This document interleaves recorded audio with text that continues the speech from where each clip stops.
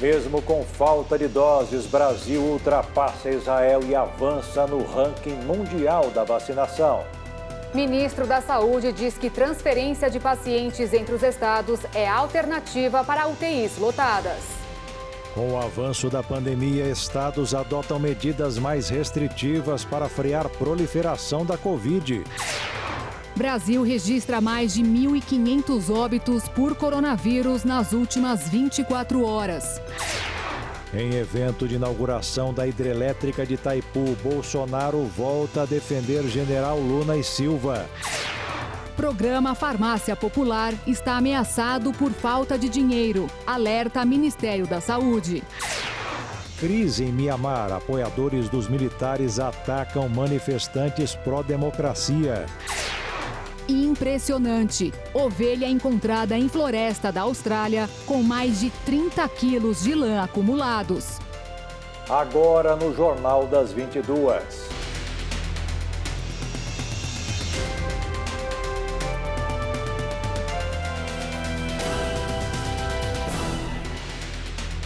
Olá, boa noite. Boa noite. Com o avanço da pandemia nos estados brasileiros e o risco de um colapso no sistema de saúde com o alto número de internações e unidades de terapia intensiva, muitos adotaram medidas mais restritivas para tentar conter a doença. Estados como Bahia e Pernambuco entrarão com novas medidas na sexta-feira. Paraíba e Piauí, por exemplo, começaram a valer desde ontem. Das 8 da noite do dia 26 de fevereiro às 5 da manhã do dia 1º de março, o estado da Bahia não terá funcionamento de nenhum serviço que não seja essencial. Com isso, shoppings, restaurantes não abrirão. A venda de bebidas alcoólicas fica proibida, inclusive em supermercados. Já o transporte público vai funcionar normalmente. Também a partir das 8 da noite de sexta-feira até às 5 horas do dia 10 de março, Pernambuco determinou a proibição de todas as atividades econômicas e sociais. Nos 2 finais de semana deste período, as atividades estarão proibidas entre 5 da tarde e 5 da manhã, com exceção dos serviços essenciais que continuarão funcionando. De acordo com o governo pernambucano, os leitos de hospitais estão acima de 90%. Ontem, na Paraíba, começou a valer o toque de recolher das 10 da noite às 5 da manhã. Até o dia 10 de março, bares e restaurantes só podem ter clientes até às 4 da tarde. Celebrações religiosas e aulas a partir do ensino fundamental 2 devem ser apenas remotas. O deslocamento das pessoas que trabalham em atividades essenciais e que precisam se deslocar no horário restritivo está garantido, mas deve ser justificado. Já no Piauí, que também começou quarta-feira e vai até o dia 4 de março, foi determinado o toque de recolher das 11 da noite às 5 da manhã e suspensão total das atividades comerciais no fim de semana, bem como as atividades econômicas presenciais. No dia 2 de março, membros do Comitê de Operações Emergenciais do Estado irão se reunir para definir a prorrogação ou não das medidas restritivas. Começa a valer amanhã em todo o estado de São Paulo o chamado toque de restrição, para evitar aglomerações e frear a alta de contágios e internações por Covid em UTIs, que bateram recorde nesta semana. A circulação de pessoas ficará restrita das 11 da noite às 5 da manhã. Somente os serviços essenciais poderão funcionar neste horário e o Estado irá fiscalizar o cumprimento das medidas, que valerão até 14 de março. Ainda no estado paulista, os 7 municípios da região do ABC decidiram fazer o lockdown, que é o fechamento total das 9 da noite às 4 da manhã, valendo do próximo sábado até o dia 7 de março. A medida é mais restritiva do que a tomada pelo Estado.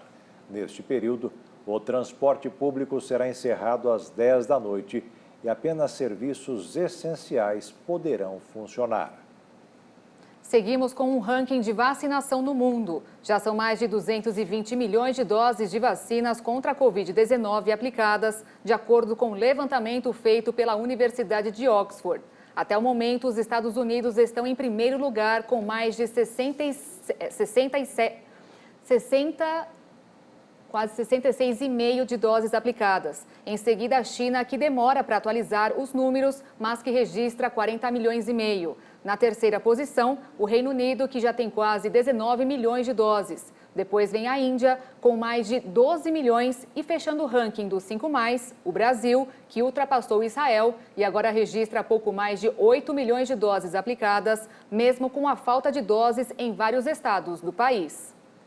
Falando em Brasil, os idosos do Rio de Janeiro, Salvador, Fortaleza e Manaus voltaram a ser imunizados hoje contra a Covid. Já a capital paulista vai antecipar para este sábado a vacinação da população de 80 a 84 anos de idade. Os dois laboratórios ainda declararam que desejam adicionar uma dose extra ao seu regime de imunizantes contra a doença. Em um estudo, a dupla disse que deve observar o que acontece quando as pessoas recebem uma terceira dose da vacina 6 a 12 meses após o reforço. A variante sul-africana do vírus é considerada uma das mais perigosas, porque evita parte da ação bloqueadora exercida pelos anticorpos contra a cepa mais antiga. Isso significa que as pessoas que foram infectadas com a cepa original têm maior probabilidade de serem infectadas novamente. A pesquisa também mostrou que a variante sul-africana reduz parcialmente a proteção da atual geração de vacinas. A Moderna revelou que as novas doses do seu imunizante direcionado à variante sul-africana foram enviadas para os Institutos Nacionais de Saúde dos Estados Unidos para teste. Essa notícia que vocês acabaram de acompanhar aqui no Jornal das 22, na verdade, é a respeito do aparecimento de novas cepas do coronavírus que mantém o alerta sobre a eficácia das vacinas. Por isso, as empresas Pfizer e BioNTech pretendem testar uma nova versão visando a variante sul-africana da Covid-19. E a Organização Mundial da Saúde alertou sobre os cuidados com relação à chamada Covid longa, que devem ser uma prioridade para todas as autoridades sanitárias do mundo. Muitos pacientes apresentam sintomas de longa duração após serem infectados com o novo coronavírus. A afirmação foi feita pelo Escritório Europeu da Organização Mundial da Saúde. Estes são os milhares que estão experimentando condições pós-Covid, também conhecidas como Covid longa ou síndrome pós-Covid. Hoje, lançamos luz sobre o fato de que, em alguns pacientes, a deficiência após a infecção de SARS-CoV-2 dura meses, com graves consequências sociais, econômicas, de saúde e ocupacionais. Segundo a OMS, esses pacientes enfrentam ainda incredulidade ou falta de compreensão. Ainda não foi possível compreender o que leva alguns pacientes da Covid-19 a prosseguir durante meses com sintomas como cansaço extremo, dificuldades respiratórias ou problemas neurológicos e cardíacos, às vezes muito graves. A Organização Mundial da Saúde diz que 1 em cada 10 pacientes permanece doente após 12 semanas, e muitos por um tempo ainda maior. O ministro da Saúde, Eduardo Pazuello, disse hoje que a transferência de pacientes entre os estados é alternativa para o problema das UTIs lotadas. Mas o Conselho dos Secretários Estaduais da Saúde já avisou que os estados estão no limite. Segundo o ministro, o problema ficou mais grave no Brasil por causa do que ele chamou de nova etapa da pandemia de Covid, marcada pelo alastramento da variante descoberta em Manaus. Pazuello afirmou que o governo observava uma situação de estabilidade no número de mortes e esperava que a chegada da vacina pudesse manter em baixas taxas da Covid no país. Não aconteceu. A variante descoberta em Manaus tem contaminado 3 vezes mais rápido e se espalha pelos estados que passarão a receber pagamentos mensais pela utilização das UTIs, além de receber um reforço de caixa de R$500 milhões. O Conselho Nacional de Secretários Estaduais de Saúde agradeceu, mas disse que todo mundo está no limite, com destaque para a alta ocupação hospitalar em Santa Catarina, Tocantins, Rondônia, Rio Grande do Sul, Bahia, Ceará, Paraíba, Maranhão e Sergipe. No Rio Grande do Norte, já existe fila de espera para internação em UTI. A Câmara Federal está discutindo agora a PEC da imunidade parlamentar. A proposta era o único item da pauta do plenário da Câmara nesta quinta-feira. O objetivo é regulamentar o artigo 52 da Constituição, que trata da organização dos poderes. A proposta de emenda à Constituição restringe a prisão de parlamentares para que a detenção em flagrante seja possível apenas se relacionada a crimes inafiançáveis listados na Constituição. Caso alguma prisão precise ser feita, a Polícia Legislativa deverá acompanhar a ação e a prisão precisa ser comunicada à Casa em até 24 horas para que seja referendada. Caso aparelhos ou outros objetos sejam apreendidos, eles só poderão passar por perícia após confirmação da prisão pelo plenário da Câmara e do STF. O texto também prevê proibição de prisão cautelar por decisão monocrática, como ocorreu com o deputado Daniel Silveira. Por fazer críticas e, segundo o STF, ameaças aos ministros da Suprema Corte, Daniel Silveira foi preso em casa no Rio de Janeiro no dia 16 de fevereiro. O assunto foi parar no plenário da Câmara, onde a prisão foi referendada.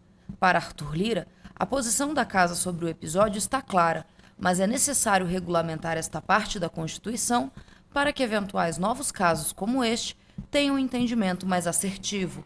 A Câmara dos Deputados se posicionou na semana passada, deixando claro que a inviolabilidade da fala do deputado não é plena, não é total, com relação principalmente aos princípios democráticos.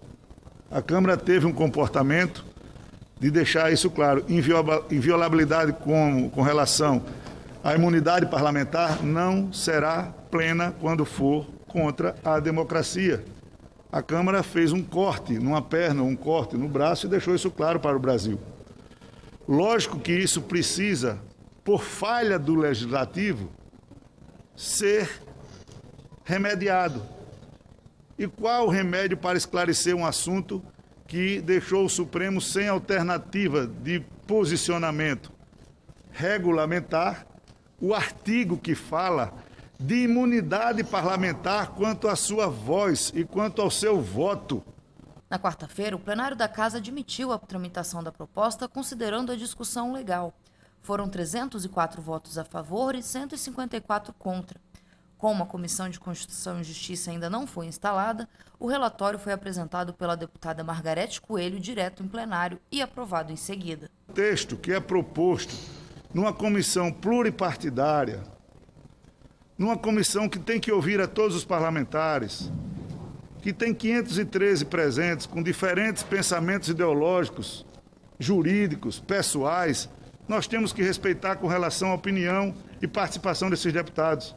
Mas o foco da comissão e o que vai ser discutido no Colégio de Líderes e o texto que pode ser a toda hora aprimorado deverá ser ater ao artigo 53 da Constituição.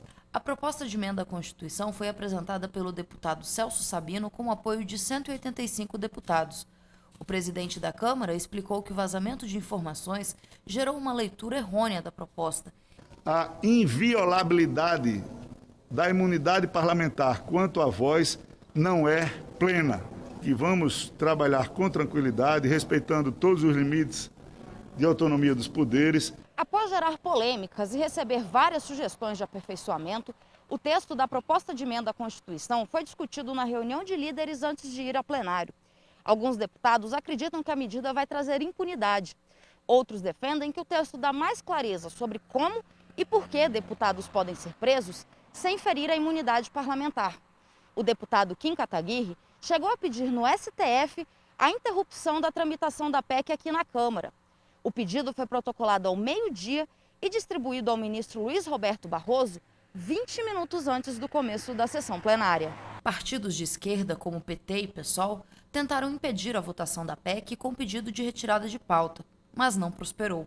A relatora, a deputada Margarete Coelho, pode apresentar os argumentos para a aprovação do texto e explicou que a PEC não trará impunidade. É da mais alta importância deixar claro, a proposta não traz qualquer ampliação da imunidade material hoje existente, ou erige um modelo normativo mais protetivo aos congressistas. Na verdade, como se explicará a seguir, a PEC consagra entendimento consolidado do Supremo Tribunal Federal a respeito do sentido e do alcance da prerrogativa, justamente para coibir abusos e excessos travestidos de prerrogativa parlamentar. Além de não modificar a jurisprudência do STF sobre a temática, a proposta não cria qualquer blindagem normativa aos congressistas, mas, na esteira do que preconiza o princípio republicano, a PEC explicita que essa inviolabilidade não alberga responsabilidade ético-disciplinar, deixando livre de qualquer dúvida de que o abuso na utilização das palavras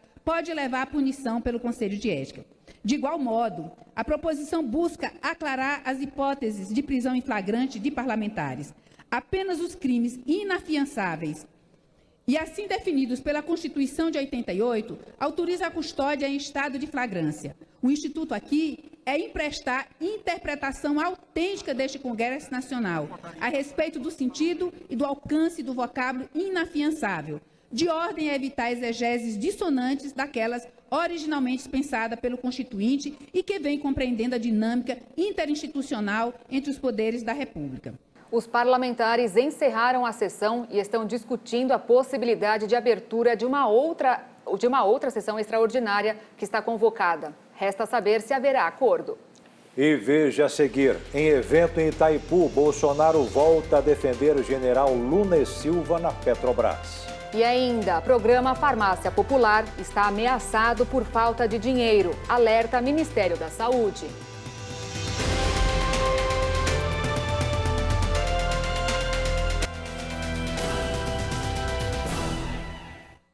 O presidente Jair Bolsonaro afirmou hoje que o governo estuda pagar 4 parcelas de R$ 250 na nova rodada do auxílio emergencial. Segundo Bolsonaro, o benefício pode ser retomado em março. Na transmissão, o presidente não informou como o gasto será encaixado no orçamento de 2021. E também hoje, o presidente Jair Bolsonaro inaugurou o programa de revitalização da hidrelétrica de Itaipu. Durante a solenidade, elogiou o atual presidente da Binacional, que foi indicado por ele para assumir a presidência da Petrobras. O projeto é para mudar o sistema de transmissão da hidrelétrica e, com isso, permitir a redução das tarifas. Itaipu é responsável por 14% de toda a energia consumida no país. O sócio paraguaio, que teria direito à metade do que é produzido, não precisa nem de 20%, e o Brasil compra o restante. O custo do projeto de R$1 bilhão será pago durante os próximos 5 anos. Durante a cerimônia, o presidente Jair Bolsonaro reforçou a sua aposta no atual presidente de Itaipu, o general Silva e Luna, que foi indicado para assumir a presidência da Petrobras. Bolsonaro disse que o dirigente de uma empresa desse tamanho tem que pensar, antes de tudo, no país. Ou seja, um estatal, seja ela qual for, tem que ter a sua visão de social. Não podemos admitir uma estatal, um presidente que não tenha essa visão. O convite que fizemos ao senhor general Silvio Luna para presidir a Petrobras visa uma nova dinâmica àquela empresa. E nesse momento eu agradeço a ele por ter aceitado esse convite. E pode ter certeza que todos aqueles que dependem do produto da Petrobras vão se surpreender positivamente com seu trabalho quando ele lá assumir. O presidente do Congresso Nacional, o senador Rodrigo Pacheco, prorrogou por mais 60 dias a medida provisória que isenta os moradores de municípios do Amapá de pagarem a conta de luz. Em novembro de 2020, o presidente Jair Bolsonaro assinou a MP que isentou o pagamento da tarifa de energia no estado.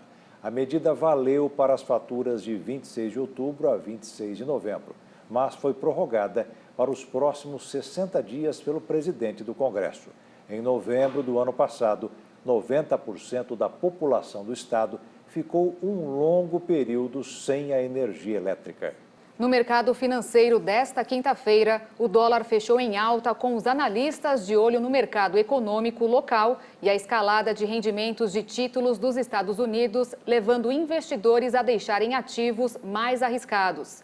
A moeda norte-americana subiu 1,7% e encerrou o dia cotada a R$ 5,512 na venda. O índice de inflação do aluguel também subiu, 2,5% em fevereiro.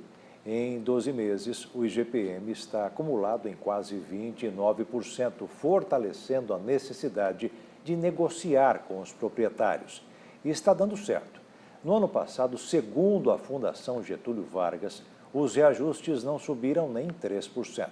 Diante da situação da economia, acontece um fenômeno de aumento duplo do índice a ser aplicado nos contratos e de placas de aluga-se. A taxa média de juros do cartão de crédito rotativo subiu para 329% ao ano. Esse é o valor para o cliente que não paga o valor integral das compras do mês. Foi a quarta alta seguida. Os juros do rotativo caíram durante um período da pandemia, mas voltaram a subir em outubro do ano passado. Já o cheque especial em janeiro ficou em 119,6% ao ano. Ainda é caro, mas se não fosse o limite estabelecido pelo Banco Central, estaria pior. E o nível de endividamento dos moradores de Campo Grande, em Mato Grosso do Sul, é o menor desde abril do ano passado. O número de famílias inadimplentes também recuou. As informações são da Federação do Comércio do Estado Sul-Mato-Grossense. Maria Aparecida está desempregada e endividada. Cartão de crédito, carnê, mas é o cartão de crédito, né? O cartão de crédito continua sendo o principal meio de endividamento das famílias, seguido pelos carnês de lojas, financiamento de carros e de casa. Mas, segundo a pesquisa da Federação do Comércio, o índice de pessoas endividadas no mês de janeiro foi o menor desde abril do ano passado. 58% dos entrevistados disseram ter contas a pagar. Já o número de famílias que têm dívidas em atraso também sofreu uma ligeira redução, de 35% para 33%.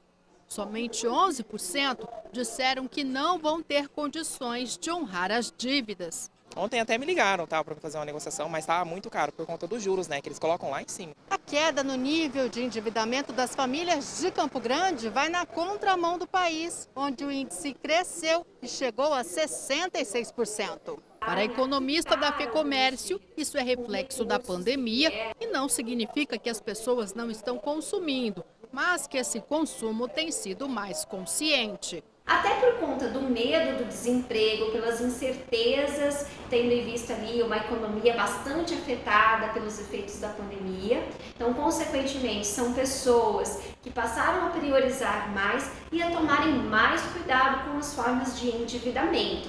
E também priorizarem a quitar algumas dívidas com recursos que vieram, recursos emergenciais ou até mesmo de fontes complementares de renda. A economista acredita que este comportamento mais cauteloso do consumidor deve perdurar. Estamos caminhando para a possibilidade de uma recuperação econômica um pouco mais próxima diante do início dessa vacinação.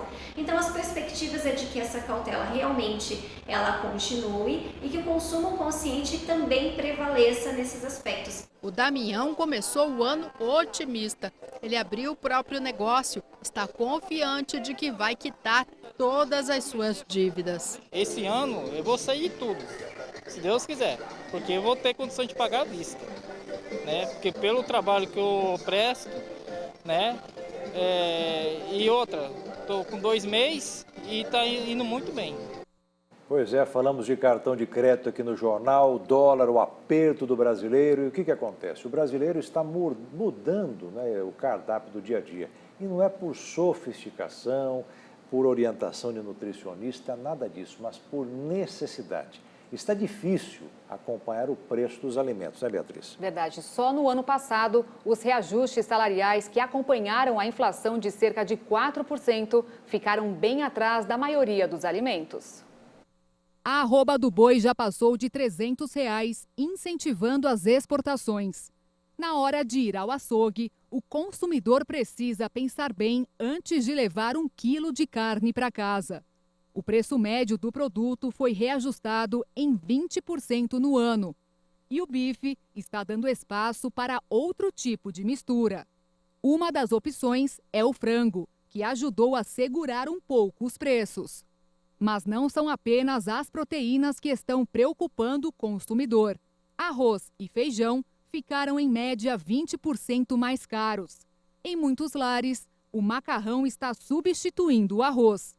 No caso do leite, a alternativa tem sido comprar as marcas mais baratas. E devido à pandemia, muitos brasileiros tiveram queda na renda, dificultando ainda mais a compra de alimentos.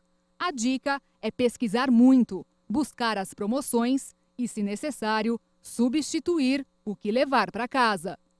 O PIB argentino encolheu 10% em 2020, segundo a primeira estimativa oficial. O PIB, a soma de tudo que é produzido em um país, é um indicador da atividade econômica. Na lei de orçamento enviada ao Congresso em setembro, o governo tinha estimado uma queda do PIB de 12,1% em 2020. No ano, os piores meses foram abril e maio, quando houve uma quase paralisação geral das atividades pela estrita quarentena decretada no país. A partir do terceiro trimestre, houve uma reabertura gradual da indústria e do comércio, embora tenham permanecido as restrições à circulação. De acordo com a estimativa mensal de atividade econômica, em dezembro passado, a economia do país cresceu 0,9% em relação a novembro, a oitava melhora na comparação mês a mês. E a seguir, o Brasil registrou mais de 1.500 óbitos em 24 horas. E ainda, crise em Myanmar. Apoiadores dos militares atacam manifestantes pró-democracia.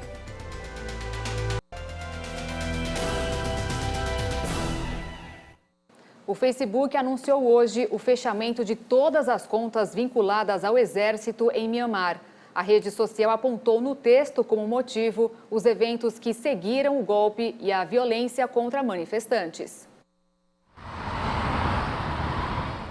A decisão, com efeito imediato, é aplicada aos militares e às entidades controladas pelas Forças Armadas no Facebook e Instagram. Também proíbe qualquer publicidade.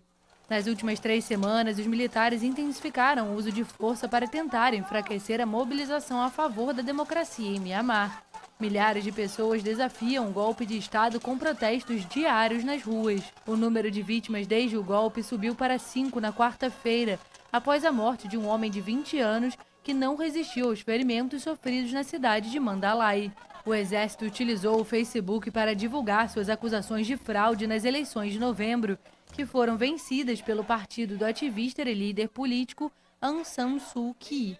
E há 5 meses da cerimônia de abertura dos Jogos Olímpicos de Tóquio, adiados no ano passado e remarcados para 23 de julho deste ano, os organizadores do evento explicaram como será, e estou muito curioso, como será a passagem da tocha no país a partir do mês que vem. Acho que todo mundo está curioso, para saber como que vai funcionar.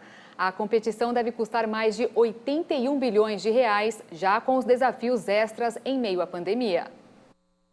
Os espectadores poderão se alinhar ao longo do trajeto do revezamento que foi cancelado no ano passado, quando se decidiu adiar o evento devido à pandemia da Covid-19. Os espectadores poderão se alinhar ao longo do trajeto do revezamento, que foi cancelado no ano passado, quando se decidiu adiar o evento devido à pandemia da Covid-19. O revezamento da tocha será lançado em 25 de março, como previsto. A tocha vai partir de um local simbólico em Fukushima, destacando o papel de Tóquio 2020 como os Jogos Olímpicos de Reconstrução. A escolha da cidade lembra os 10 anos do terremoto seguido de tsunami que desencadearam o desastre nuclear de 2011 no nordeste do Japão. Os espectadores poderão ver a passagem da tocha, mas terão de usar máscara, evitar a multidão e se limitar a assistir aos trechos do percurso que ficam perto de casa. Os portadores da tocha poderão correr sem máscara desde que mantenham uma distância suficiente dos demais. Os corredores e o pessoal que participam do revezamento passarão por exames médicos precisos contra a Covid-19. Um projeto social de Campo Grande, Mato Grosso do Sul, transforma a vida de crianças e adolescentes por meio do esporte. Mais de 6 mil crianças já passaram pelo projeto da ONG Asas do Futuro. As condições do campo não são das melhores, mas a garotada está animada para o início das aulas de futebol. Os treinos serão comandados pelo professor Diego, fundador do Asas do Futuro, ONG que há mais de 20 anos atua na região do Dom Antônio Barbosa, bairro da capital onde estão concentrados os maiores índices de vulnerabilidade social do município.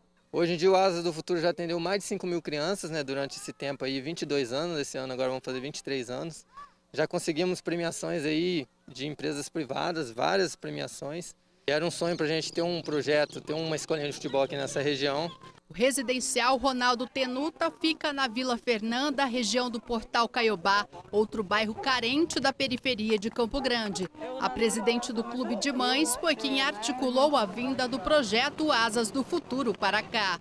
Porque sem aula, sem escola, ficam presos dentro de casa.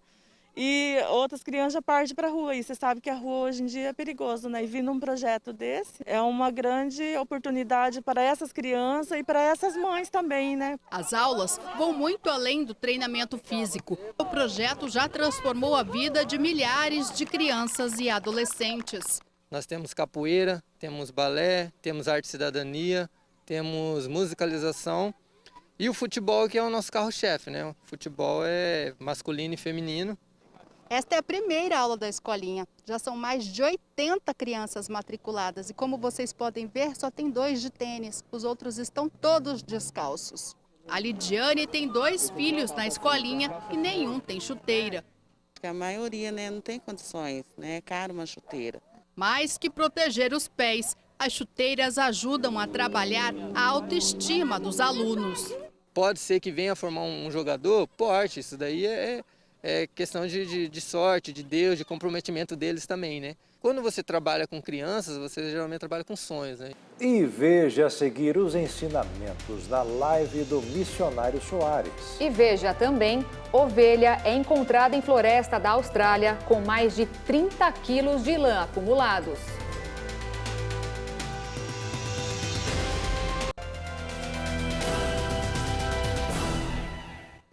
Em 2015, o presidente da China prometeu erradicar a pobreza extrema até 2020 e declarou no ano passado que o objetivo foi alcançado. Uma estrada de redução da pobreza ajudou cerca de 100 milhões de chineses na província de Hunan. Mas há muitas diferenças entre cruzar uma linha determinada pelo governo e realmente ter uma condição melhor de vida. O governo chinês afirma ter tirado Liu e outros 100 milhões de habitantes da miséria. A família entrou oficialmente na categoria pobre em 2014, quando o presidente Xi Jinping estabeleceu uma estratégia de ajuda seletiva e enviou funcionários de porta em porta para avaliar as residências mais desfavorecidas. Nos anos seguintes, Liu recebeu um estímulo. Uma nova estrada que atravessa as colinas de Hunan e permite que ele transporte os produtos ao mercado na metade do tempo e facilita o acesso às cidades próximas. Com a construção da estrada, colhemos muitas laranjas, mas depois de alguns anos cortaram as laranjeiras e fizeram uma plantação de chá, o que reduziu bastante a renda dos agricultores. Liu e a família vivem de maneira modesta e passam frio na casa de madeira no inverno, quando a temperatura se aproxima de 0 grau.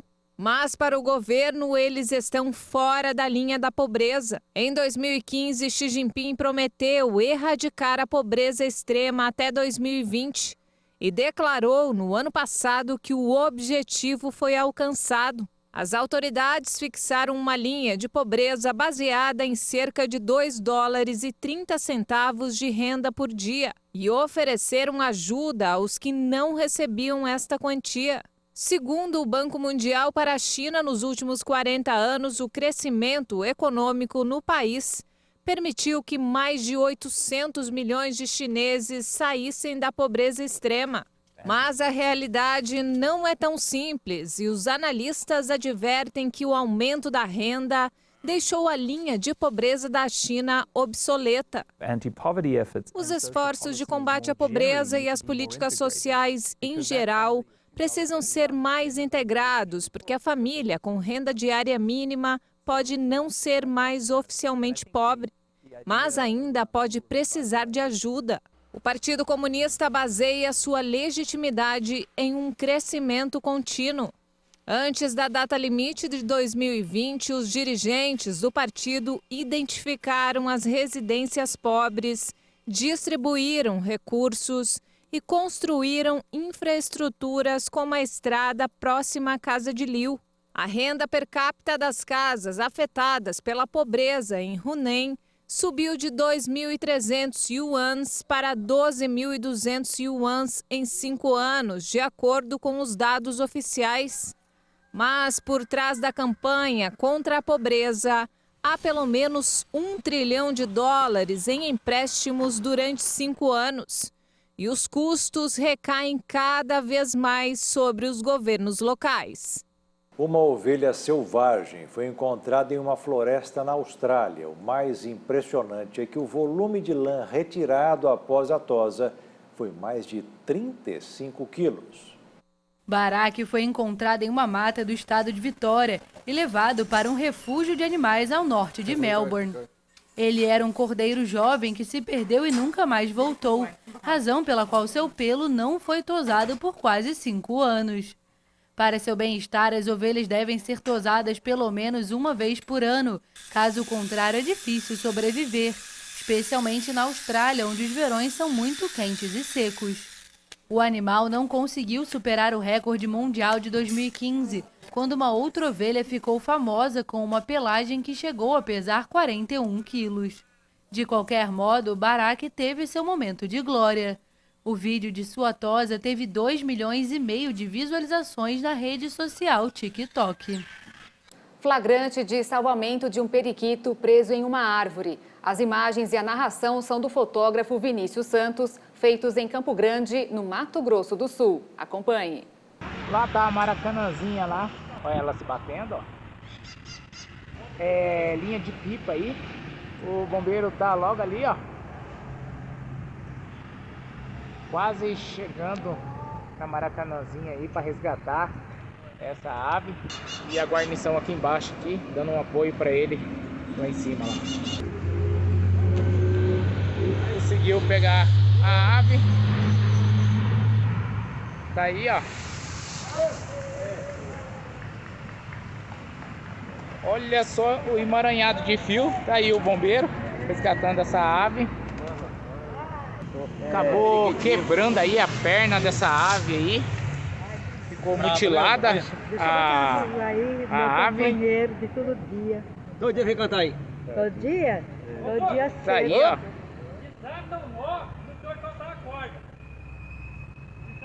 Nossos bombeiros resgatando mais uma ave aí. A ave fraturou uma das patas e foi encaminhada ao Centro de Reabilitação de Animais Silvestres, onde receberá todo o tratamento necessário. Não se sabe ainda quando ela poderá retornar à natureza. E chegou o momento de fé e esperança, na live do missionário R.R. Soares. A palavra está no livro de Atos, capítulo 10, versículo 38. Acompanhe o versículo escrito pelo apóstolo Pedro. Como Deus ungiu a Jesus de Nazaré com o Espírito Santo e com poder. Eu pergunto, Jesus tem ainda essa unção? Tem. Ele tem o poder de Deus. Não o poder como tinha aquele tempo. Hoje ele tem todo o poder nos céus e na terra. Todo. Melhor ainda. O qual andou fazendo o bem e curando a todos os oprimidos do diabo. Jesus parou de fazer o bem? Não, ele anda onde quer que tenha uma pessoa de fé, ele está. Ele fazia o bem no passado e faz o bem hoje. E a quem ele curava? A todo o oprimido diabo. A doença é uma opressão, as tentações são opressões, os problemas são opressões. Existe também a possessão. Possessão é quando a pessoa se abre para o diabo e o diabo entra nela. Mas nem todo mundo está nesse caso, não. Seguimos com o ensinamento da palavra. Então Jesus curava todos os oprimidos do diabo. E por que ele curava? Porque Deus era com ele. Deus continua com Jesus agora. A unção de curar ainda está com o Senhor no nome dele.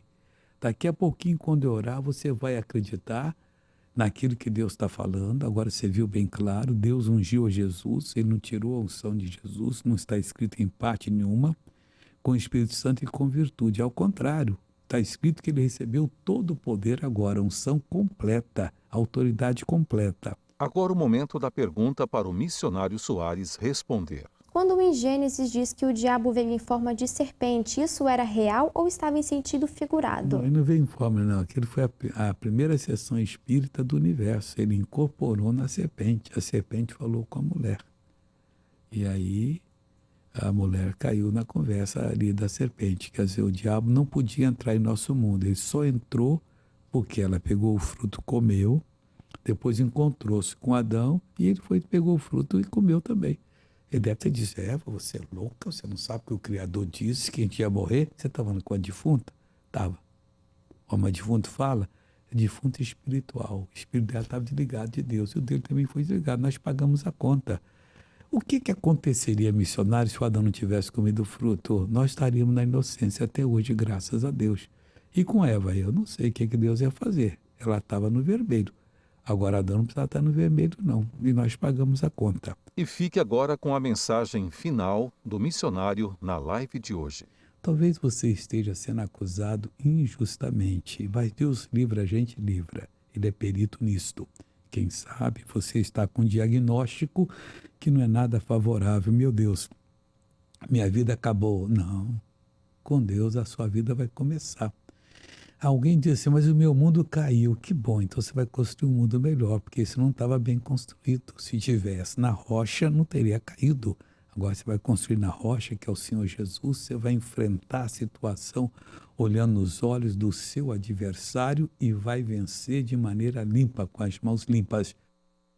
E o Jornal das 22 termina aqui. Obrigada pela companhia, uma ótima noite para você e até amanhã. Uma boa noite, fique na paz. Tchau.